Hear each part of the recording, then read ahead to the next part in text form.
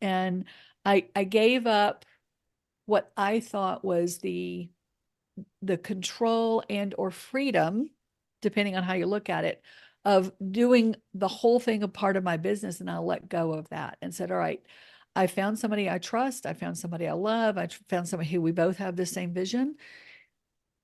Go to it, go for it. And it was so nice to do that. And I think when we're business owners, find that thing that you can let go of, because once you find what you can let go of and say, all right, I can let go of control of this part of my business, then you've allowed time to come in for other things to flow in. Martians landed. Yes. Wearing Prada suits. Yes. Drinking Henry Seltzer. Yes. Chewing juicy fruit. Yes, and? Your branding here. Yes, brand. Your message here. Yes, and? A verse about. Yes. Your product here. Yes. I'm Hirsch Redmond. Yes, and? I'm a message therapist. Yes. And I have a podcast. Yes, brand. That's right, that's it. Yes. We'll help you fix the world. Yes. Or your bottom line. All right. Your bottom line. Get it. I get it. Welcome to the Yes Brand Podcast.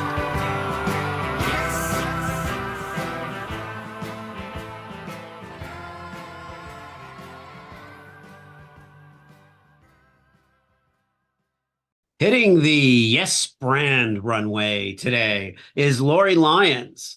Lori's the founder of Igniting Your Business, a premier website design agency specializing in crafting digital experiences that captivate and convert. Lori is an empowering force among businesses, and she wants them to elevate their online presence. Now, we just talked about that on her podcast, which is called the Encore Entrepreneur. It's a really popular podcast. I had a fantastic time on it. And welcome, Lori, to the Yes Brand Podcast. Thank you, Hirsch. I'm excited. We're going to flip the tables. This is going to be fun. Yeah, and we'll see how we do because, last time I was answering your questions, and I have to remind myself that this is my opportunity to ask the questions and put you in the hot seat. So let's actually start there. Let's start with what motivates you to do what you do, because we talked a lot about my motivation last time in terms of why I do message therapy, how I do it, and what it's all about, and my background. Let's start with your background and why you do what you do. Yeah, my background is varied, but I have found over the last few years that I really love helping the Encore Entrepreneur, which is the entrepreneur that has done something before. We're getting close to retirement. Some of them passed when we should retire, but yet we want to start businesses because this is something we've always wanted to do, or it's a new passion in our life. Or for some of us, we just can't afford to retire yet. So I was at an event, maybe, I don't know, 6 or 7 years ago, and I looked around the room, and over half, I would say a good 60 to 65% of the room was 50 or older. And I thought, there's a market here. There is people here that are we're not retiring, we're not going away. And what I was hearing was they were confused by the marketing. They were confused by the technology. What do they do? What shouldn't they do? They're hearing all of this stuff from all the gurus, and they don't know what they really need to do. So that's kind of where, the nugget that I found was that I speak the language. I know the language, and I can keep it simple because I know what they're going through. Very interesting to me that both of us are focusing on people who have been doing what they do for quite a while. When I was working, strictly with brands, I was working with the people like I had mentioned, but the brands were kind of timeless. They had, the idea was they were just going to kind of perpetuate, and then this person might be running them now, but I'm working with the brand. And then I started working with personal brands, which is what I focus on now. And it's very similar in that a lot of them are leaders who are at a crossroads. And, and that's just natural. I mean, we've been doing it. Has there been a crossroads for you, in the last several years? I think my crossroads was when I actually started doing this full time because I'd worked in digital marketing. I'd had a digital packaging, a marketing packaging company for years. And then this thing called the internet came along and nobody wanted custom binders with their names and file folders anymore. So I had at the time, I don't call it pivoting. I call it swiveling because swiveling, you make fine adjustments as you make the moves. It might not be quite right, but you keep going. So that's kind of where I was. And then around, I don't know, maybe 2013, 2014, I was working on another full-time entrepreneurial venture and I wasn't enjoying it very much. And I hired a business coach and she's like, why aren't you doing this full time? Speaking of the website design and the marketing, she said, you're really good at it. And, it was kind of like I was doing a website here for a friend, doing a website there for a friend. And they were paying me, but I was afraid to do this full time. I was afraid of putting myself out there. I don't know it. You go through all that stuff in your head thinking, Mhm. oh, I don't know. I don't know. They're seeing, they're used to seeing me as this, and now they're going to see me as this. Can they make the switch? But, I haven't looked back. And, I probably a year or so later after that switch, I was like, why didn't I do this earlier? Mhm. What was I so afraid of? What took me so long? Yeah, I think that when it comes from a passion, from something we love to do and something we've proven ourselves successful at, it's really just that imposter syndrome. It's just a little bit of, us doubting ourselves. And it doesn't matter how many people believe in us. We have to find it, within ourselves, I think. We have to, get that validation from somewhere other than the external, you Yeah. know? And it's a big difference when you're doing it for a friend for fun and all of a sudden you're charging money, like real money, and it's become a Right. business that becomes a thing. So it's a very big, you have to kind of wrap your mind around it differently.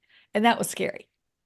Well, let me ask you this. Having contracted people to do my websites and, just kind of being out there in the world, there's a lot of resistance sometimes and a lot of, look, there are people out there who are unscrupulous, who, you know, build websites, but they don't necessarily deliver. It seems like finding people who are really both competent and reliable is not the easiest thing in the world. What's been your experience from your side of the industry? Oh, absolutely. And it makes my heart hurt when I hear those stories because they're out there, but they're out there in every industry. We don't, Yeah, the car industry, everybody has their fear of of who they're paying money to. But I just say ask good questions, look at their portfolio. And a lot of it because now websites we don't want them to be informational brochures. We want them to be representative. You'll love this. Your brand, you want them to be representative of who you are, especially for small business owners, because it's us out there, not something in the background that we're working on, but it's us. So we really want it to represent you. We want it to address your clients and their pain point. We want the messaging to yeah, reflect that within your business. But also you want to make sure it's somebody that you enjoy working with. Sometimes it just comes down to the personality because you spend a lot of time, you do put a lot of trust, and we want to make sure on our end, we want to make sure, and we tell everybody it's a website is not just a pretty face. It should actually work for you. So that's very important to us as well. yeah. And what are some of the ways of approaching creating a website to ensure that it's really stand out? First of all, you look at your content. You make sure the content is good and you work with somebody like yourself that can help them really elevate their brand and talk about who they are and how they help their clients. Because I think that's the biggest problem is, I'll go on and I'll do website audits or I'll talk to potential clients. And the first word you see is I. Now, there's a way to use Mm, that you can use that to talk about your message. But if every other word is I, the website is not about your client, it's about you. So it's a fine shift sometimes in making that website be about your clients and the problems they solve. At the same time, elevating who you are and your brand and how you serve them.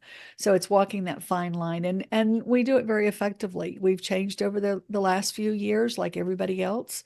we were very good at putting up informational brochure websites. And, like everything else, things change. So we really work on Yeah. making sure they're converting. Every one of our sites have a lead magnet. We rarely work with stock photos. We require our clients to have personal branded photography, or we won't work with them.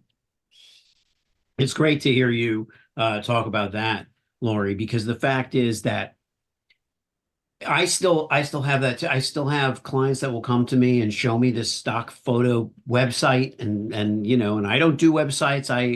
We're very complimentary in terms of what we Yes. do. And hopefully this interview will be of unique value to my audience, because they're getting to hear, from another Right. side of this equation. But I get that, and I can never understand why people would not use original content when content has been king for a while now. Yes. But people think somehow when it comes to their website that they're just gonna kind of, take the easiest road, Right. the path of least resistance. But that's not going to make their site stand out, I No. imagine, you No, know. I remember I had a client, and it's been about, I don't know, maybe a year or so ago, and she worked with companies, and her brand was not her brand was her company. But it really took a lot for me to talk her into doing personal branded photos, because I said, this is still you. You are still the face of your company. You have nobody else. You're a solopreneur. People are going to be working with you. And even though it's companies, within those companies, you're still going to be working with people. So they want to relate to you. So it took a while, but her website came out fantastic, and she's gotten good reviews, and she's gotten clients from it. So it sometimes we have to get out of our uncomfortable zone. And I hear, well, I don't want to take pictures because I don't want to spend the money, or I want to lose 10 pounds, or I need to go buy new clothes, or oh, blah, blah, blah. That's not the point. You know, Yeah. that's why we invented Photoshop. That no, well said. But also, the hiding behind our personality or our personal brand. Look, when I was doing stand-up, I used to do a lot of, at first, I used to do a lot of voices, impressions, and dialects and things. All my life I did it. I did it in business. I would go to, to a dinner or something, client dinner, and if the clients were Scottish, I would do that. But it was, and I thought it was really fun. But the truth is, it was hiding. I was hiding a little bit. I was hiding behind a facade. And, we talked a little bit on your show about authenticity and the double-edged sword of, if you're going to say now you're going to be authentic, or now authentic matters. But the fact is, this is a good example. People hiding behind what they're good at. I have clients who are personal brands. There is no brand in front of their brand, and still they don't want to come out from behind Right. because they're using the service as the shield.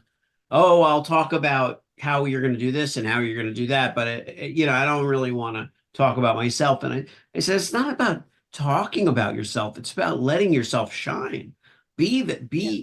be out in front in terms of, what would we talk about if you just were putting the service out there, Exactly. it's really we played the bio game a little bit, where I tell people to look at the last line of their bio, and you didn't fall for it in the sense that your bio was already great, so you didn't need to flip anything in it, but part of it is that thing. Let that personal part shine through. Right. Let the, if the last line of your bio is, Sheila loves dogs, think about it for a minute.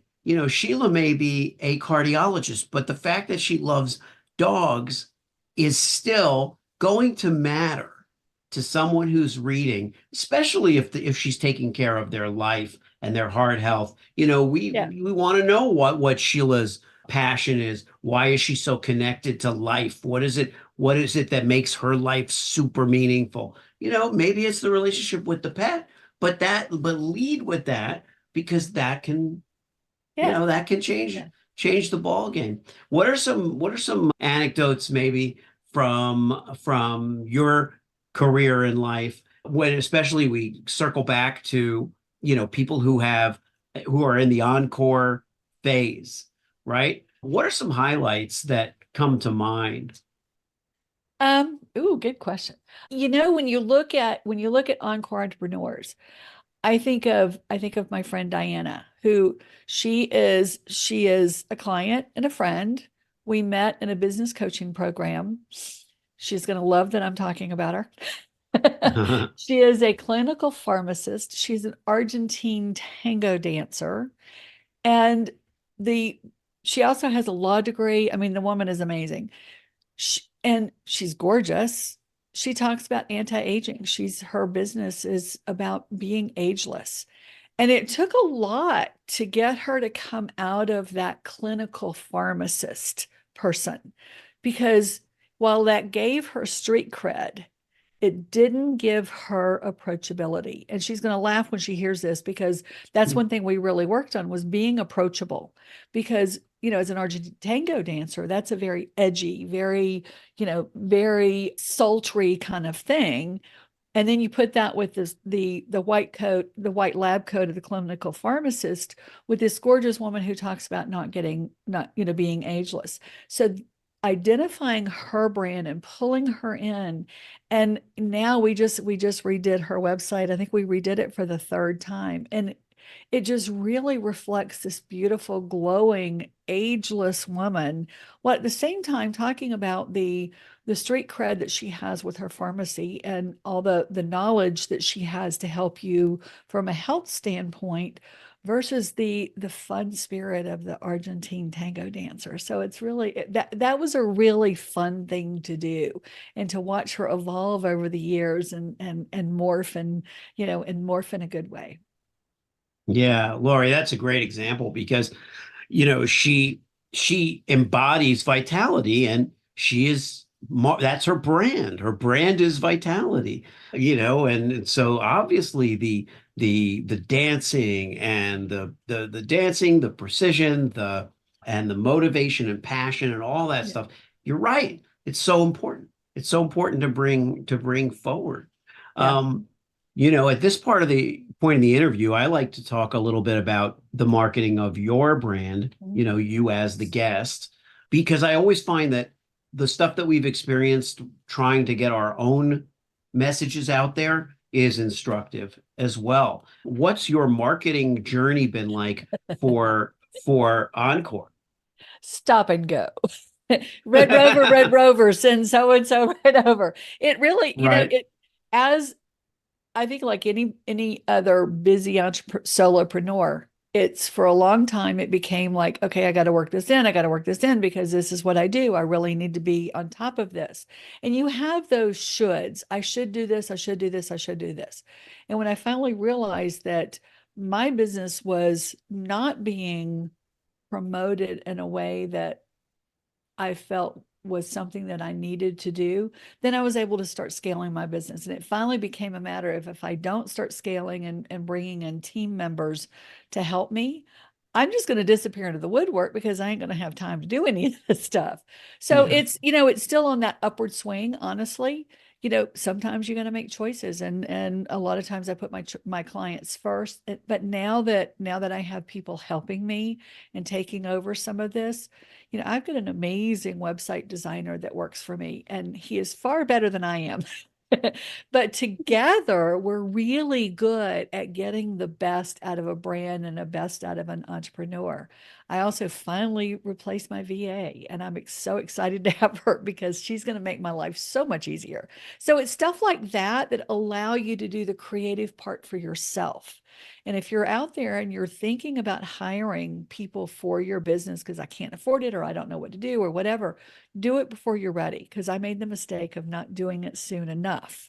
So, I kind of got a little bogged down, but that's a good advice for somebody. If you're out there and you're starting to feel it, now's a good time to start looking. And there are a lot of people out there that will fit right into your business and pick right up. And there's some amazing people out there that can help. So that would be my biggest thing. My biggest learning is I didn't do my marketing consistently and fast enough to market my own business. I was too busy marketing everybody else's. Oh man, is that great advice? There's a couple elements that are kind of folded into that advice. One being, do it before you feel you're ready, because otherwise you're going to be too late with it. And then the other thing that I'm hearing is, there are things that you're doing for your clients that are important for you to keep doing. Don't sacrifice those things, by trying to do everything yourself, because Exactly. the stuff that and it's not about what you're good at. You could be great at you could be great at bookkeeping. You could have a great head for numbers. Yeah. But the fact is, that's not what you're selling your Right. clients. And Right. your clients need you doing that thing. Yeah. They do need you marketing. And for people like us in the branding space, marketing space, website creation, or message therapy, it's really important that, we don't forget about doing that for ourselves. Yes. So there's other elements too, which is that if you're in the industry and you have a certain skill, you don't necessarily want to cut your own hair exclusively. We can't see the back of our head. We can do marketing to a certain point, but I have a lot of clients that are in the marketing space. They don't necessarily do what I do, Right. but they also come to me for that perspective. They Yeah. come to me because they can't see the back of their own head, and they Yeah. just don't know exactly where to cut or how that style looks. What do Yeah. you think about that in terms of perspective? Well, it's interesting because I have so many business owners that come to me and say, I can't do this for myself. I'm like, well, most of us can't. And I finally learned that that's okay. I finally accepted that I can't do this for myself because I'm busy doing it for other people. But here was kind of an eye opener for me, and thinking about what am I going to do with my business? I was getting burned out. I mean, and you don't do your best work when you're burned out and overloaded. And I was like, well, I can't bring somebody on because my clients hire me to do this. And it was a big aha moment when I was like, wait a minute, they don't hire me to do this. They hire my company to have it done for them. And what they need from me is the guidance of the direction and making sure that the project is going in the direction that reflects them best. And when I finally realized that and it came to that big aha, then it was like, okay, they don't care who's actually putting the back end of their WordPress website up. They could care Yeah. less. It's just like I could care less who washes my hair. I just want to make sure my stylist cuts it because he knows what I like. I don't care who Mhm. washes it. So kind of poor example, but it once I did that, I said, all right, now I can back up and I can start doing other things. And I gave up what I thought was the control and or freedom, depending on how you look at it, of doing the whole thing a part of my business. And I let go of that and said, all right, I found somebody I trust. I found somebody I love. I found somebody who we both have the same vision. Go to it, go for it. And it was so nice to do that. And I think when we're business owners, find that thing that you can let go of, because once you find what you can let go of and say, all right, I can let go of control of this part of my business, then you've allowed time to come in for other things to flow in. It's like, the feng shui people say, let go of things in your house so you can fill up the spaces with the good stuff. And that's kind of what it is with a business when you're overloaded with the things that you shouldn't be doing. I love that. Well, I want to give you the last word in case you have anything else to add, but certainly I would love for you to tell the audience where they can find you. Sure. The best way you can find me is all of my contact information is on my website, and I have a business one, but I'm going to send you to lorilyons.me. It's LORILYONS.ME, because there you'll find out all about the different things I do, and all of my contact information is right there. And then we don't have to go through all the Facebook stuff and all the stuff on there right now. All right. If you liked the show, Yes, and it worked for you, yes, then subscribe and leave a yes, friend. 5-star review. Yes, friend. Tell all your friends. Yes, friend. Get your branding here. Yes, friend. Get your branding here. Yes, friend. Did I make it clear? Yes, friend. Get your branding on Yes. before they're gone. Yeah.